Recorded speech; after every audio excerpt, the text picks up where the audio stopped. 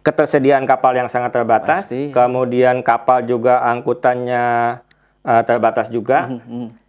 Sampai yang terakhir itu di mana Kiai Musaddad memimpin kafilah yang terakhir itu jumlahnya 630 jiwa. Ya. Dan itu kan kapal legendaris SS Rotterdam Garut itu kan? Iya, betul. Yang dipakai oleh Kiai Anwar Musaddad. Dokumen rahasia Geheim itu tentang Hizbullah dan Sabilillah. Nah, di situ semua diterjemahkan ke bahasa Belanda kecuali satu halaman, yaitu susunan pengurus Hizbullah Priangan. 11 orang prajurit ini melakukan penyerangan ke gudang Mesiu Dayakolot dan meledak sebanyak 1.100 pon mesiu bisa dihancurkan dan memakan 2 korban. Yang satu Muhammad Toha, ini dari Barisan Banteng, dan yang kedua Muhammad Ramdan, ini Hizbullah.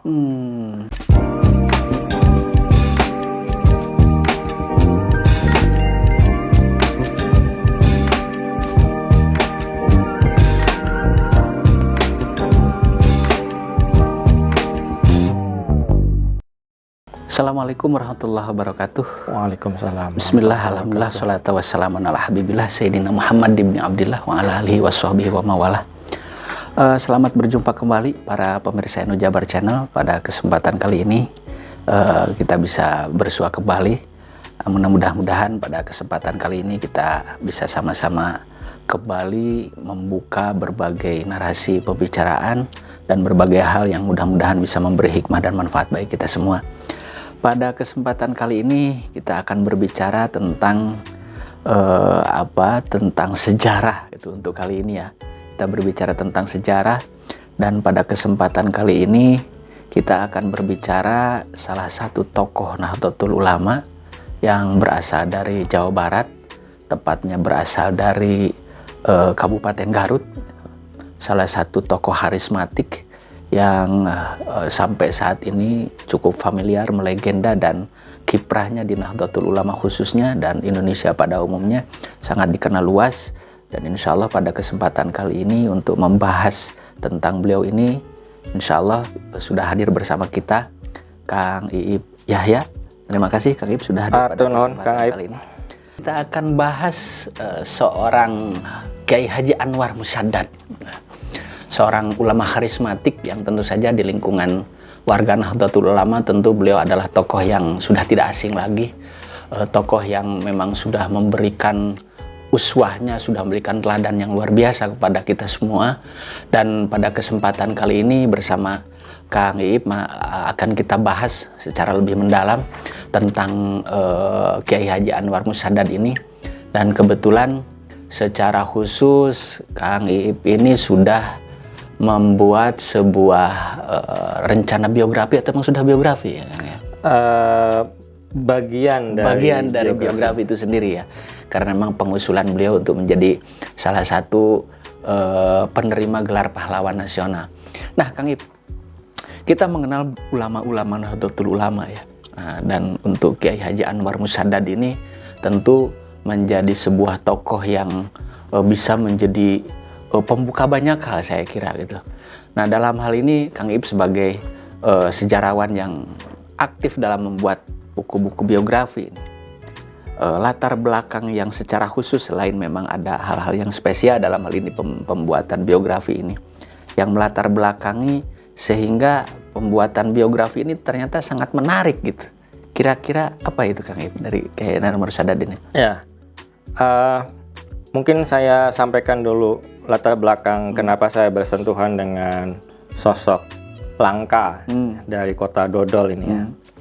Jadi pada akhir tahun lalu 2024 pada minggu ketiga bulan Desember saya diminta untuk datang oleh Kiai Haji Tontowi Musaddad, salah satu putra beliau ya. Dan ketika saya temui beliau tanggal 31 Desember 2024 itu di pesantren Al-Wasilah, beliau meminta bantuan kepada saya untuk mencoba menelisik apakah masih ada riwayat jejak Ki Anwar Musaddad yang belum terungkap di dalam buku-buku yang sudah terbit ada tentang sebelumnya. beliau. Iya. Saya tentu senang menerima tugas ini karena ini semacam bisa menjadi semacam trilogi ya, dari Ajengan Cipasung, Ajengan Sukamana. Nah, saya berharap nanti bisa Ajengan Garut. Gitu. Jadi mudah-mudahan ya. Tetapi Kiai Tontowi meminta bahwa ini ada kepentingan mendesak karena pemerintah Provinsi Jawa Barat melalui Dinas Sosial dan TP2GD Provinsi Jawa Barat ingin mengusulkan kembali beliau sebagai calon pahlawan nasional karena sebelumnya pernah diusulkan tetapi gagal. Atau kurang bukti-bukti kepahlawanan gitu. Nah, itu pertemuan hari Sabtu, saya Senin langsung riset di Perpustakaan Nasional. Isu Jepang ini saya fokus ke isu Jepang karena cukup familiar. Saya sebelumnya menulis Ajengan Cipasung juga menyinggung masa satu Jepang. Kurun ya, satu kurun. Kemudian saya juga menulis Ajengan Sukamana itu persis pada masa Jepang. Persis pada masa Jepang ya. Jadi dokumen itu saya Jepang cukup banyak, komplit yang saya miliki. Tetapi memang secara spesifik menyebut Ki Musaddad itu memang belum pernah saya temukan atau belum saya temukan. Ada 1-2 yang saya simpan tapi relevansinya saya belum paham gitu. Maka saya fokus membuka kembali bukunya Aiko Kurosawa. Ternyata Aiko ini cukup intens ya bersama Ki Musaddad. Bahkan Ki Musaddad adalah kiai pertama yang ditemui Aiko tahun 1973. Jauh sebelum kiai-kiai yang lain, nanti tahun 80-an dia temui. Aiko itu ke Sukamana itu 83. Ke Garut maksudnya? Ke Sukamana. Oh, Sukamana dulu. Ketika meriset pemberontakan Sukamana. Ya. Dan juga kiai-kiai yang pernah ikut pelatihan ulama zaman Jepang itu juga tahun 80-an. Tapi uniknya Ki Musaddad itu tahun 73. Jadi kiai pertama yang boleh disebut begitu yang ditemui Aiko di Bandung itu Ki Musaddad. Nah, kenapa begitu? Saya menduga karena Aiko ini kan salah satu peneliti Jepang, orang Jepang yang mencoba melihat pendudukan tentara Jepang dari sisi yang lain. Dia mencoba sebagai sejarawan yang berjarak dengan negaranya yang pernah menduduki Indonesia. Dia studi di Cornell University, S2, S3 gitu. Nah, Bu Aiko ini melihat Ki Anwar Musaddad ini sebagai ulama intelektual. Jadi di dalam bukunya yang berasal dari disertasi dia, yang Mobilization and Control itu, dia mendata cukup detail soal pelatihan ulama pada masa Jepang. Dia sebutkan ada 17 angkatan, setiap angkatan 60 kiai, jadi 60 kali 17, gitu ya. Dari 20 karesidenan di Jawa dan Madura. Ini ada 5 yang pernah mengikuti pendidikan formal, pendidikan ELPA. Dari 5 itu hanya 2 yang pernah mengikuti pendidikan tingkat menengah. Yang pertama itu Raden Mangkudilaga, dia lulusan OSVIA, berarti sekolah menengah hukum. Dan Ki Anwar Musaddad yang pernah sekolah AMS. Hampir lulus, tapi karena dia katanya akan dibaptis, jadi dia tidak lulus.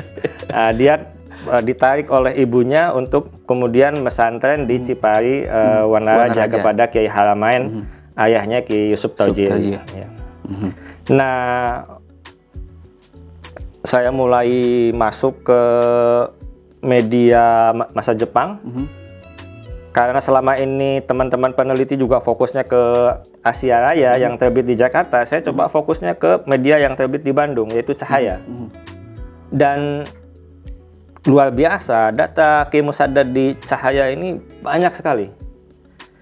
Saya pikir nyaris setiap minggu namanya keluar di koran ini. Jadi media darling gitu. Iya, karena ada beberapa posisi yang ternyata diemban oleh Ki Musaddad. Yang pertama, dia adalah angkatan pertama pelatihan ulama pada bulan Juli tahun 43.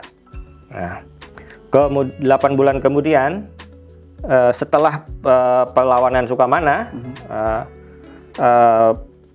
pemerintah bala tentara Jepang memperluas Shumubu yang tadinya hanya urusan agama di pusat, kemudian dibuka urusan agama di Karesidenan, namanya Shumuka.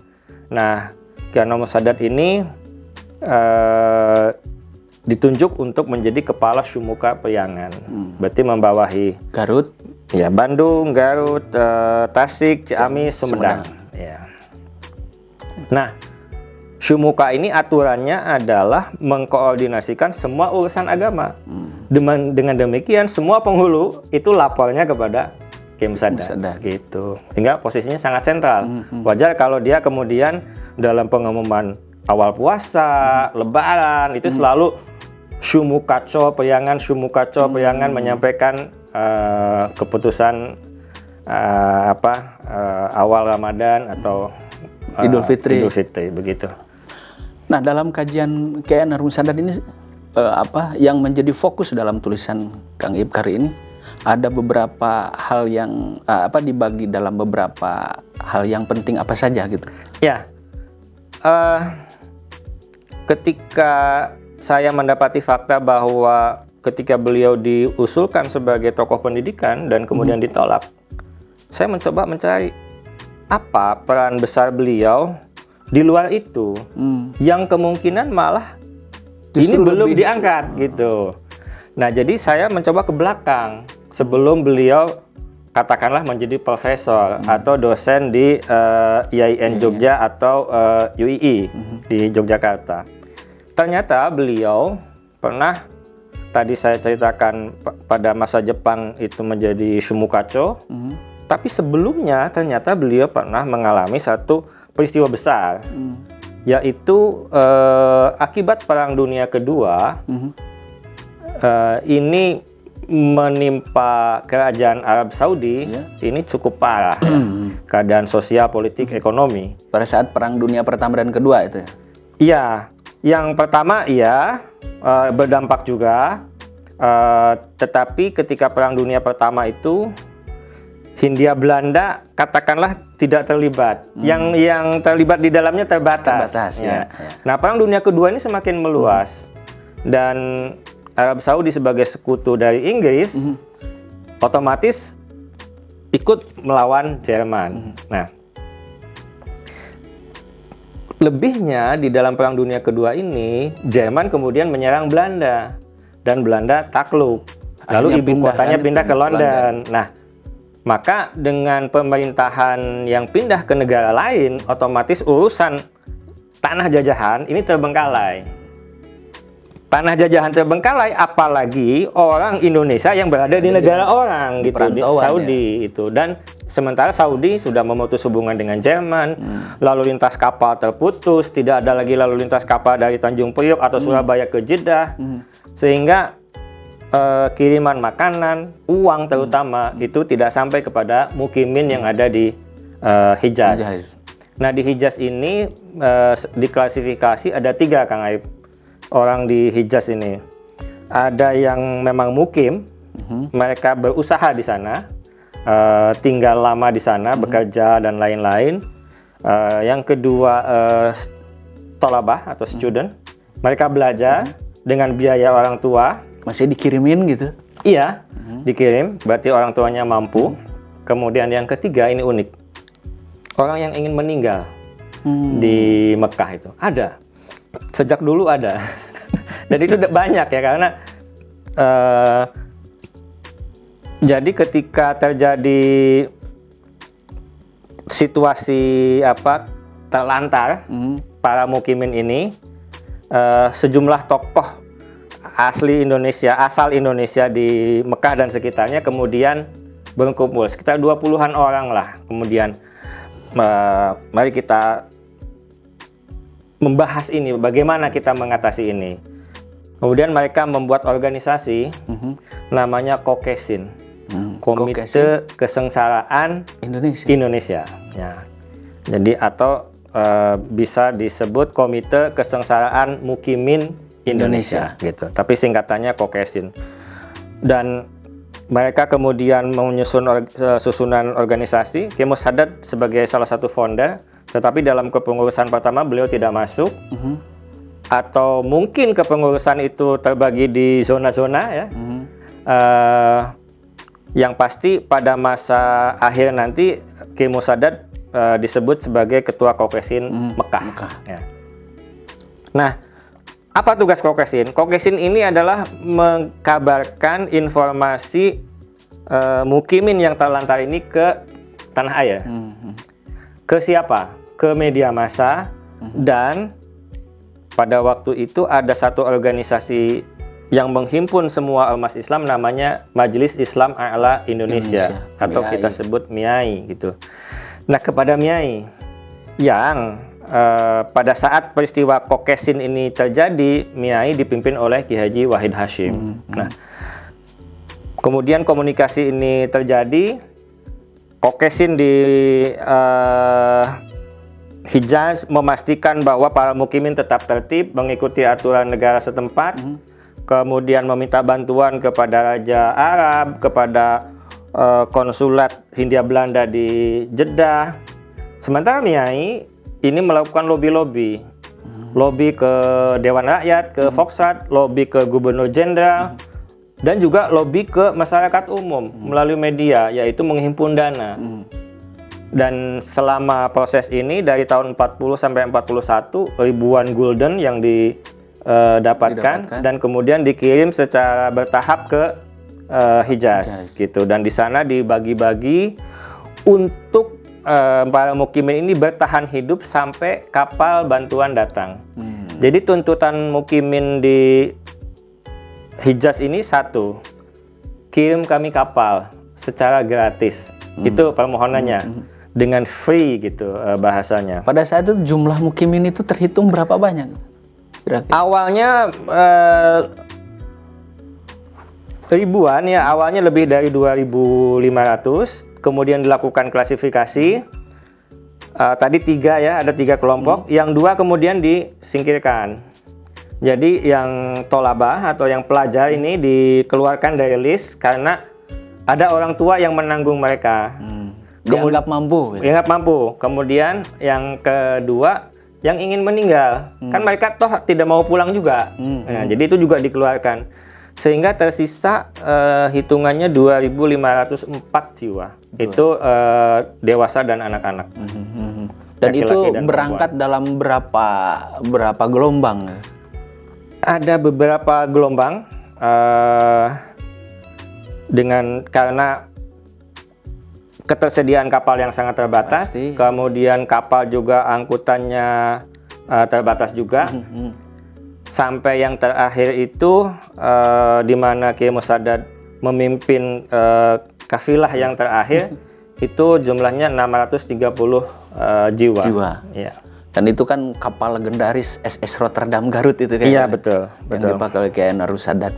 Kalau melihat proses itu kan berarti upaya penyelamatan kemanusiaan itu kan berarti dengan ribuan warga Indonesia Hindia Belanda lah pada saat itu. Ya. Tentu ini menjadi sebuah situasi yang mendapatkan atensi luar biasa mungkin. Betul. Apakah ada beberapa pihak-pihak di tanah air pada saat itu ataupun beberapa pihak yang memberikan pemberitaan sehingga upaya-upaya ini harus mendapatkan dukungan bersama? Kira-kira bagaimana saat itu?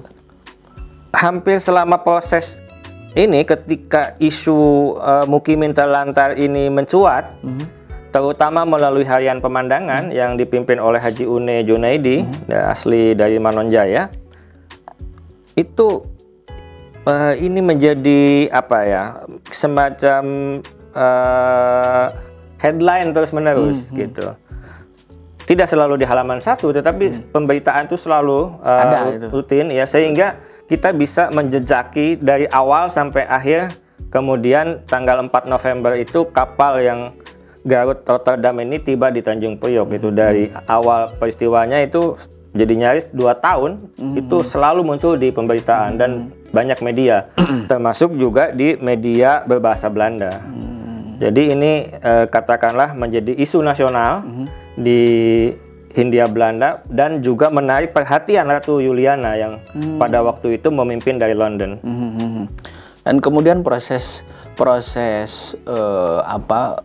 situasi penyelamatan warga negara Hindia Belanda Indonesia lah saat itu, para mukimin ini yang dipimpin oleh Kiai Anwar Musaddad ini, tentu kan itu tidak berarti juga sebagai sebuah penyelamatan biasa pastinya gitu kan. Ada dinamika yang mungkin saja sudah terkuak gitu, didapatkan informasi seperti apa oleh Kang Ip? Ya ini memang tidak ada peristiwa tragis ya. Misalnya ketika kapal sedang berlayar kena bom nyasar Jerman itu enggak. Cuma yang angkutan pertama, kapal pertama itu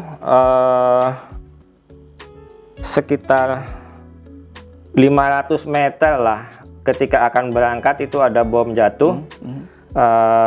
Tidak memakan banyak korban, hanya 1 orang yang luka-luka begitu. Tapi tentu cukup mengagetkan begitu ya.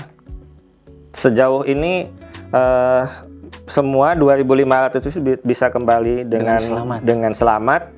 Beberapa yang sakit itu meninggal di kapal, tetapi juga ada yang melahirkan di kapal. Gitu ya? Jadi katanya yang meninggal kemudian tergantikan oleh yang lahir gitu, itu ya. ya. Impas berarti. Ya. Nah, kemudian agak kembali sedikit Kang. Penunjukan Kiai Anwar Musaddad sebagai ketua Kokesin saat itu tentu tidak serta-merta muncul begitu saja gitu. Saya kembali ke situ. Ya. Pertimbangannya kalau melihat dari sisi sejarah itu kenapa gitu? Begini, Ki Musaddad sendiri tidak menjadi ketua yang pertama dari Kokesin. Jadi Kokesin ini pengurusnya berganti-ganti. Oke. Saya belum masuk terlalu dalam, butuh penelitian yang lebih mendalam lagi. Yang saya bayangkan itu ketika ketua Kokesin yang in charge itu pulang, misalnya dengan kapal pertama, maka kemudian yang lain menggantikan. Gitu. Nah, Ki Musaddad itu sebut saja ketua Kokesin terakhir. Gitu. Jadi ketika semua sudah pulang, beliaulah pendiri Kokesin tuh yang masih tersisa di Hijaz gitu. Jadi kapten terakhir. Kapten terakhir, betul. Kapten terakhir naik kapal yang terakhir begitu. Nah, tapi kenapa Ki Musaddad menjadi bagian dari yang mendirikan Kokesin?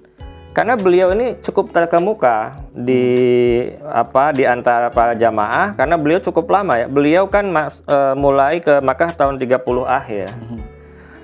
Dan itu peristiwanya awal dari mulai pertengahan 39, kemudian mulai hubungan dengan Hindia Belanda itu 40 dan terus 41 mulai pemulangan sampai nanti November 41 semua dipulangkan. Nah, Ki Anwar Musaddad ini sebelum ke Mekah, beliau menjadi ajudan host Cokroaminoto, Haji Umar Said Cokroaminoto di Jakarta.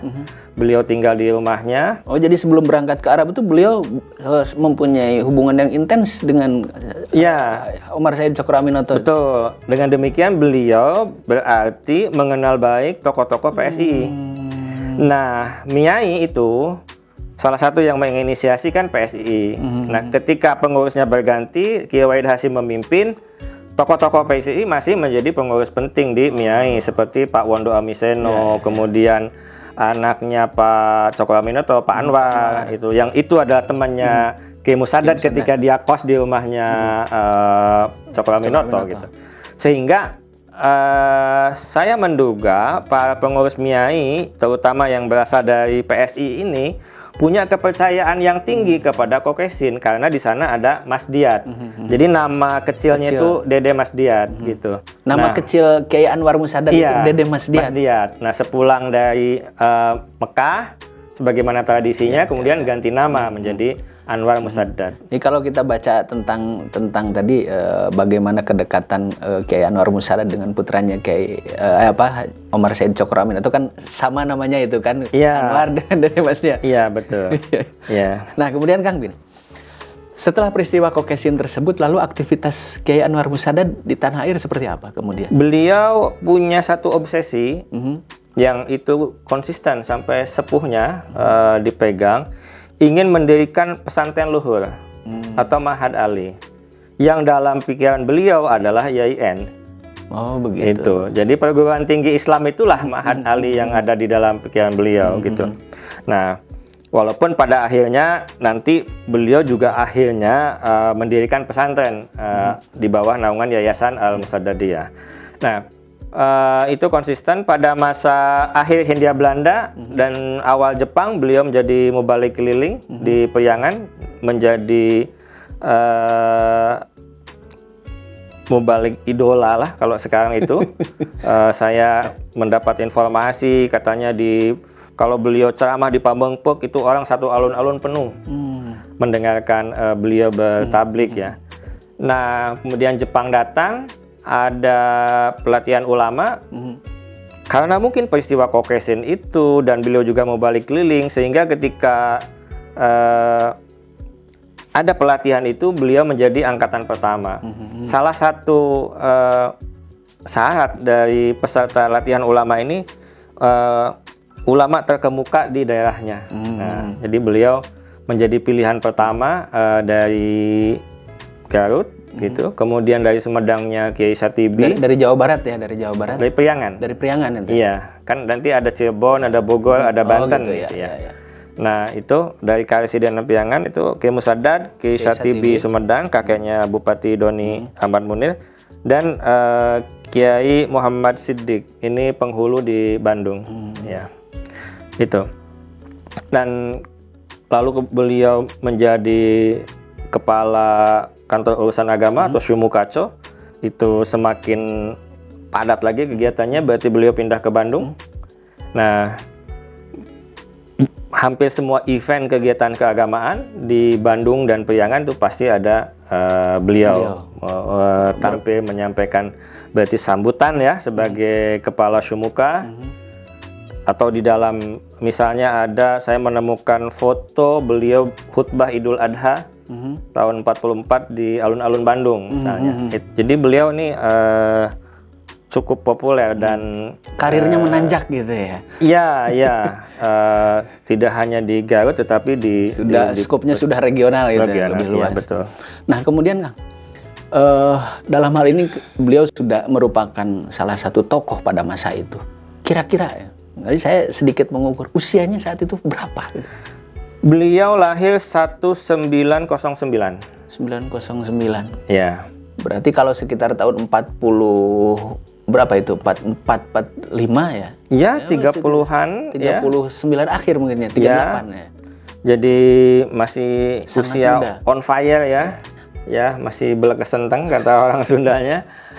Sehingga beliau mobilitasnya sangat tinggi sebagai Syumukaco. Beliau ceramah di Ciamis, ceramah di Garut, di seluruh Priangan ini.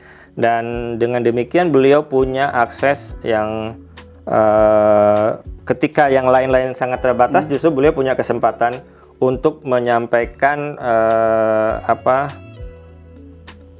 pesan-pesan terutama dari beliau sebagai Syumuka dan sebagai perwakilan Masyumi. Dan ada beberapa tulisan beliau di Cahaya ini. Dan memang khas ya, walaupun misalnya ini pesanan Jepang tulisannya, tetapi gaya beliau yang selalu menggunakan simbol-simbol itu selalu digunakan gitu. Nah, sebagai seorang ulama ya, beliau ini. Nah, kemudian saya membaca bahwa bagaimana beliau sendiri pada akhirnya terungkap sebagai bagian dari Hizbullah gitu. Nah, bagaimana itu kisahnya? Nah, ini saya ingin merunut sedikit ya. Agak rancu penjelasan tentang Masyumi dan Hizbullah ini. Karena kan kelihatannya jumping nih antara pra dan pascanya itu. Betul, ya. Jadi Miai itu digantikan oleh Masyumi. Nah, lalu Masyumi ini nanti melahirkan Hizbullah. Gitu. Nah, jadi ini beda kelahiran Peta, Heiho, dan Hizbullah. Jadi Hizbullah ini tidak bisa dilepaskan dari keberadaan Masyumi. Nah, kenapa Masyumi ini ada? Karena Miai sudah tidak jalan lagi. Tetapi sebelumnya harus diingatkan, ketika Jepang datang 8 Maret 1942, mereka mengumumkan satu undang-undang atau Osamu Serei nomor 2 pasal 2 yang membekukan seluruh organisasi massa, baik yang Islam dan yang umum gitu. Jadi NU, Muhammadiyah, PUI, POII, Paguyuban Pasundan itu semua dilarang. Dan itu dikonfirmasi oleh NU dalam sejarah kepartaian NU untuk mengakui bahwa pada masa Jepang sempat dibubarkan. Nah, kemudian Jepang melihat bahwa tenaga kelompok Islam yang dibutuhkan untuk mendukung kepentingan mereka, yang pertama-tama dilakukan adalah aktivasi NU dan Muhammadiyah. Yang pertama itu? Iya. Lalu setelah NU dan Muhammadiyah aktif, maka dibentuklah Masyumi sebagai kelanjutan dari Miai. Jadi selama ini Miai ada tapi tidak berjalan. Nah, setelah Ormas ini dibolehkan kembali, maka kemudian Miai menjadi Masyumi. Suara Miai menjadi suara Muslimin gitu, medianya, media corongnya. Nah, kemudian secara bertahap nanti PUI dan POII juga diaktifkan kembali dan segera bergabung dengan Masyumi. Nah, setelah kuat ini lalu kemudian ada pengusulan pembentukan barisan Hizbullah. Nah, jadi Masyumi kemudian meminta kepada para syumuka, ini ada instruksinya, datanya ketemu, supaya mengkampanyekan tentang pembentukan Hizbullah ini kepada seluruh para ulama di karesidenan masing-masing. Jadi Ki Musadat kampanye bahwa akan dibentuk Hizbullah dan akan dilakukan pelatihan secara bergelombang. Nah, setiap angkatan 500 orang. Rekrutmennya itu? Betul, berarti nanti setiap karesidenan itu 25. Dari 20 ya? Dari 20 ya. Karesidenan saat itu. Nah, kemudian kan Hizbullah itu bukan pertama ya, berarti hanya sekali pada akhirnya kan melakukan itu. Iya, jadi angkatan pertama pada selama 3 bulan ya pelatihannya di Cibarusah. Walaupun dalam media Jepang pada waktu itu tidak pernah disebutkan Cibarusah, hanya di tempat yang sudah ditentukan begitu. Itu dibuka pada 28 Februari dan ditutup 20 Mei 1945. Sebanyak 500 lulus dan mendapatkan syahadah yang ada stempel Ketua Syuro Masyumi, yaitu Kiai Haji Hasyim Asy'ari. Jadi sanadnya sama, ini dari Mbah Hasyim ini, yang angkatan Hizbullah pertama ini. Iya. Nah, lalu apa yang dilakukan oleh Hizbullah ini setelah dilatih di Cibarusah? Mereka kemudian melatih, diasumsikan masing-masing satu orang ini melatih 100 orang. Berarti kekuatan Hizbullah seluruh Jawa dan Madura diasumsikan ada 50.000. Kalau di Priangan itu ada 25, berarti ada 2.500 pasukan yang kemudian dilatih oleh alumni Hizbullah Cibarusah ini. Nah, keterlibatan Ki Musadat itu pertama karena jabatannya sebagai kepala syumuka, kemudian kedua sebagai perwakilan Masyumi. Saya mencari Ki Musadat ini sebagai apa di Masyumi. Nah, saya baru paham Masyumi yang tadi ya, yang ada sebagai pengganti dari Miai, itu tidak punya cabang, hanya ada pengurus pusat. Nah, itu. Jadi yang di karesidenan di kabupaten ini hanya perwakilan saja. Belakangan nanti setelah Indonesia Merdeka, baru pada Kongres Umat Islam 7-8 November 1945 menjadi Partai Masyumi, ini kemudian dibentuk cabang-cabang dengan kepengurusan yang diatur sedemikian rupa itu. Dan nanti juga Hizbullah menjadi tentaranya Masyumi begitu. Dan setelah TNI semakin established, ini menyesuaikan dengan tatanan di TNI. Nah, pada waktu zaman Jepang, Hizbullah ini mengikuti ketentuannya peta. Jadi mereka tuh mentornya ini para tentara peta ya? Itu yang ikut di pelatihan, ikut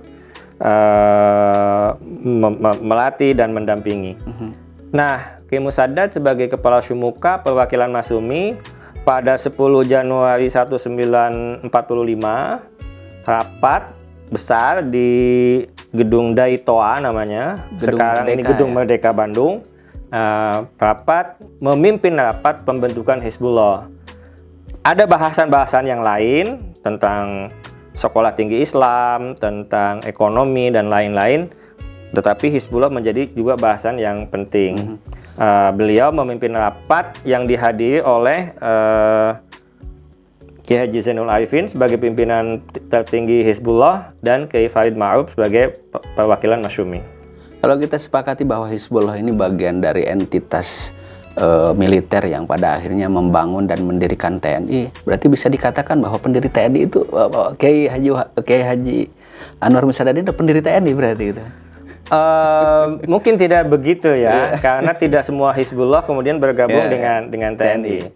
Apalagi setelah ada aturan bahwa yang bisa bergabung dengan TNI hanya yang punya ijazah formal. Nah, itu semakin sempit lagi. Tetapi saya ingin melihat apa jasa Hizbullah Priangan di dalam perjuangan Indonesia. Nah, sejumlah dokumen termasuk buku Babon Siliwangi dari masa ke masa ini mencatat subjudul kepahlawanan Dayakolot. Jadi sebagaimana dikenal luas pada menjelang Badung Lautan Api 11 orang prajurit ini melakukan penyerangan ke gudang mesiu Dayakolot dan meledak sebanyak 1.100 pon mesiu bisa dihancurkan dan memakan 2 korban. Yang satu Muhammad Toha, ini dari Barisan Banteng, dan yang kedua Muhammad Ramdan, ini Hizbullah. Dan ternyata ini Muhammad Ramdan ini informasi yang sementara saya dapat ini berasal dari Cihelang, Ciparai ya, dari Ciparai. Memang ini kantung NU, gitu. Bahkan akhir tahun 30-an di Cihelang ini sudah ada ranting NU. Oh gitu ya? Iya. Jadi itulah salah satu pembuktian dari prajurit Hizbullah. Cuma saya belum dapat data apakah Muhammad Ramdan ini termasuk 25 yang ikut di Cibarusah atau dia yang dilatih gitu. Kemudian tahun 46 Nika mulai menguasai keadaan, menyita banyak dokumen. Salah satu dokumen yang disita oleh Nevis, Badan Intelijen Belanda, dan disimpan sampai sekarang sehingga bisa kita akses melalui NIOD. Itu ada dokumen rahasia Geheim itu tentang Hizbullah dan Sabilillah. Nah, di situ semua diterjemahkan ke bahasa Belanda kecuali satu halaman, yaitu susunan pengurus Hizbullah Priangan. Nah, di situ tertulis bahwa pimpinan tertinggi Hizbullah Priangan itu Kiai Haji Musaddad, gitu. Nah, dengan demikian keberadaan beliau di dalam Hizbullah ini selain sebagai salah satu pendiri dan juga kemudian ikut mengelola dari mulai Hizbullah ini dilantik ya 20 Mei sampai berarti paling tidak sampai Indonesia merdeka, beliaulah yang mengkoordinasikan Hizbullah seluruh Priangan. Berarti dari ada Juni, Juli, 3 bulan lebih ya itu beliau mengkoordinasikan Hizbullah ini karena posisinya sebagai kepala Syumuka dan sebagai perwakilan Masyumi. Nah, tadi kita sudah sama-sama mendengar kan bagaimana Kiai Anwar Musaddad ini ternyata mempunyai peran besar dalam Kokesin, kemudian di Masyumi gitu kan, Syumuka gitu. kemudian di Masyumi Hizbullah. Nah, kemudian peran Kiai Anwar Musadad di Nahdlatul Ulama, aktivitasnya itu seperti apa? Beliau kemungkinan mulai aktif di NU setelah NU bermetamorfosis sebagai partai politik. Pasca Muktamar Palembang 1952 itu beliau masuk ke struktur Nahdlatul Ulama. Di PBNU pastinya gitu. Saya masih menelisik itu. Apakah tahun 52 itu beliau langsung memimpin PBNU bagian Ma'arif atau apa gitu, itu saya akan penelitian lebih lanjut. Jadi yang saya sekarang ini fokus di buku ini, Kang Ip, mungkin bisa diperlihatkan ke pemirsa NU Jabar Channel. Ini sekalian saya perkenalkan, ini sebentar lagi akan terbit, sedang proses cetak. Ini mengungkap perjalanan beliau sebagai Ketua Kokesin, Komite Kesengsaraan Mukimin Indonesia di Hijaz, dan beliau sebagai pendiri Hizbullah Periangan. Jadi saya fokus kepada dua hal itu karena dua itu saya anggap sebagai temuan baru ya, atau novelty dari perjalanan hidup Kiai Musadad. Dan tentu masih banyak hal lain yang beliau lakukan. Misalnya sepanjang beliau mendampingi Cokro Aminoto itu apa saja yang beliau timba dari tokoh sebesar itu, dan saya sudah mendapatkan clue-nya ya, data-data awal tentang itu, dan ternyata cukup signifikan ya apa yang beliau dapatkan dari pergaulannya dengan Cokro Aminoto. Mungkin pada lain kesempatan, pada buku yang lain akan saya lanjutkan. Yang pasti ini tokoh unik ya, tokoh langka. Sebagai Ketua Kokesin, beliau sudah membuktikan sebagai pejuang kemanusiaan yang diperlihatkan beliau pulang dengan kapal yang terakhir dan memimpin perjalanannya dengan sangat dramatis, dan itu beliau catat dan dimuat di Harian Pemandangan pada 11 November 1941, sehingga kita bisa mengikuti betapa susah payahnya para mukimin ini pulang ke tanah air. Lalu pada masa Jepang, beliau dengan segala keterbatasan pada masa Jepang, beliau manfaatkan posisinya untuk bisa membangun Hizbullah di Periangan, dan ketika Bandung Lautan Api menuntut para prajurit ini untuk tampil membela bangsanya, di antaranya adalah Muhammad Ramdan itu. Begitu, Kang Ip. Nah, ketika apa yang disampaikan data-data terbaru dari Kang Ip ini tentang bagaimana beliau ini ternyata mempunyai kiprah yang luar biasa. Kokesin kan tidak begitu familiar gitu ya. Iya, betul. Termasuk bagaimana beliau membangun Hizbullah, kemudian bagaimana aktivitas di NU. Ketika dibuka ini, semua orang terkaget-kaget gitu. Iya. Indikasinya karena apa kira-kira? Ya karena memang kalau saya tidak menyukai term dilupakan ya. Kalau saya lebih menyukai ya belum ditemukan saja datanya, dan sekarang kita narasikan ulang ketika datanya sudah ditemukan gitu. Dan ternyata kita dibuat kaget. Pernah ada satu peristiwa besar yang diliput oleh media setahun lebih ya, terus-menerus itu, yaitu pengembalian para mukimin Indonesia dari Hijaz ke tanah air. Oke. Siap Kang Ip. Aduh, ini pemirsa NU Jabar Channel, tentu ini informasi yang sangat berharga sekali.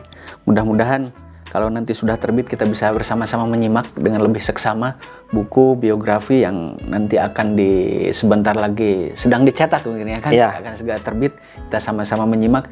Ini sebuah kisah tentang seorang ulama tawadu, ulama yang luar biasa, Kiai Haji Anwar Musadad, dan ini mudah-mudahan bisa menjadi pembelajaran, bisa menjadi sebuah uswah bagi kita semua bagaimana perjuangan seorang Kiai Haji Anwar Musadad bagi umatnya, bagi bangsanya, sehingga bisa memberikan sebuah pelajaran berharga bagi bangsa dan negara yang termasuk kita semua. Dan siapa tahu ada Anwar Musadad selanjutnya. Mudah-mudahan pertemuan kali ini memberikan hikmah barokah dan ilmunya bagi kita semua. Hatur nuhun Kang Ip. Sami-sami. Sumpinganana.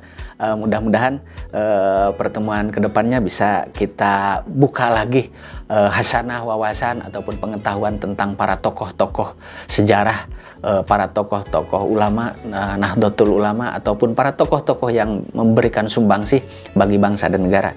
Terima kasih atas segala perhatiannya. Mohon maaf atas segala kekurangannya.